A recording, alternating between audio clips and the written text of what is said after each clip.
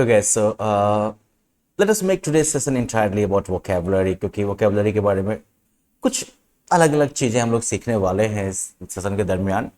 पहली बात तो ये कि बहुत सारे कुछ ऐसे वर्ड्स हैं इंग्लिश में जिनको कि आप नाउन और वर्ब दोनों तौर पर यूज कर सकते हैं। ठीक है, एग्जाम्पल जैसे यहाँ पर दिया गया है बाव, right. Now she is wearing a pretty बाव इन हर हेयर।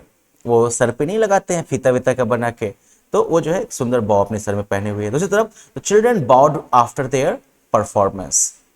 जब भी स्टेज पर कोई परफॉर्मेंस देता है तो परफॉर्मेंस करने के बाद वो झुकता नहीं ऑडियंस के सामने में। So here bow is used as a like you can say that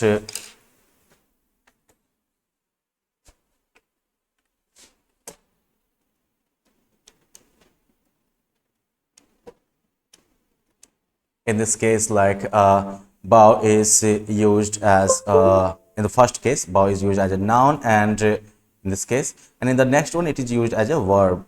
bow bow means झुकना और उसके आगे ed लगा के इसका सेकेंड फॉर्म बना दिया। Next word you can take act. The play has 5 acts. Okay, or the government passed a new act, right? Or the government passed many new acts. तो इस तरह से एक्ट का जो है एज ए नॉन भी अलग अलग मतलब हो सकता है, साथ ही साथ एक्ट जो है वो वर्ब भी है। शी एक्ट्स ब्यूटिफुली, वो काफी बढ़िया एक्टिंग करती है। और we should act upon those laws, right. समझ गए? इस तरह से जो है ऐसे वर्ड्स हैं कई सारे इंग्लिश में जिनका कि हम नाउन और वर्ब दोनों तरह से यूज जो है कर सकते हैं। Another example you can take it of dream. Dream मतलब सपना, और साथ ही साथ ड्रीम का मतलब क्या होता है? सपना देखना, right. So now here you have got like a list of words which can be used both as verb and noun, and your job is to make sentences with them. आप जो है एक बार इसका नाउन के तौर पर बनाइएगा sentence, और अगली बार जो है उसका वर्ब के तौर पर बनाइएगा सेंटेंस। और सेंटेंस मेकिंग ऐसा होना चाहिए कि नाउन और वर्ब के तौर पर जो उनका यूज हुआ है वो डिफरेंस क्लियर हो जाए। Okay, so well, that is B1.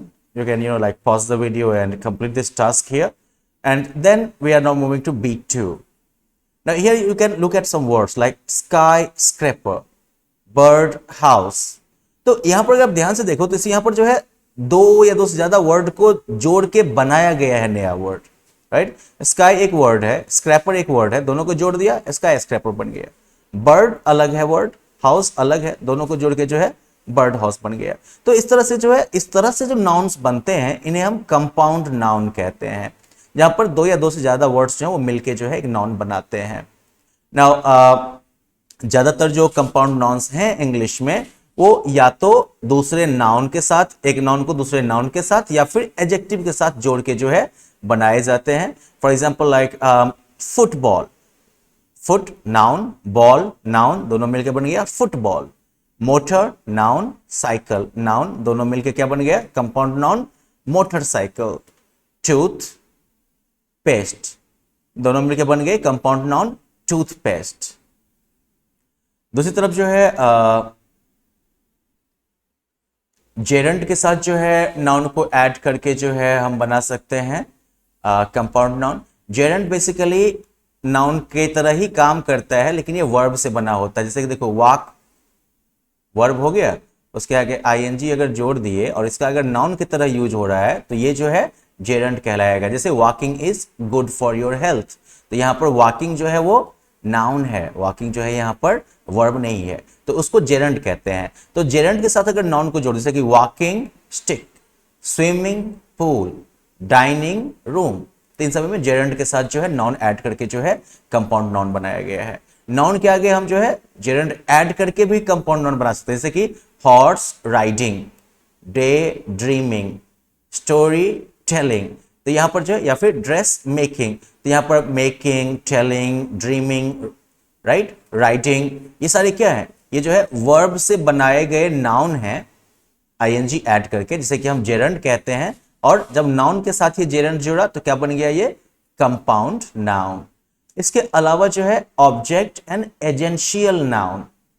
Essential noun का मतलब क्या हो गया कि कोई भी ऑब्जेक्ट डाल दो आगे और उस ऑब्जेक्ट को पूरा करने वाला जो नाम होगा वो दोनों मिलकर कंपाउंड नाउन बनता है। जैसे देखो पुलिस, पुलिस का मतलब हो गया, पुलिस एक्चुअली जो है एक्शन भी है, ये काम भी है ये, ठीक है ना। तो पुलिस का मतलब हो गया जो कि निगरानी करे, राइट, ध्यान रखे, लॉ एंड ऑर्डर बना के रखे। लेकिन पुलिस का काम कौन करता है, तो पुलिस ऑफिसर ही करेगा ना। तो ऑफिसर क्या हो गया, एजेंट हो गया। पुलिस जो है वो ऑब्जेक्ट हो गया, ऑफिसर जो है वो एजेंट हो गया, दोनों मिलके बन गए police officer, and that is your compound noun, right? Similarly you can make like a sports person, maths teacher, right?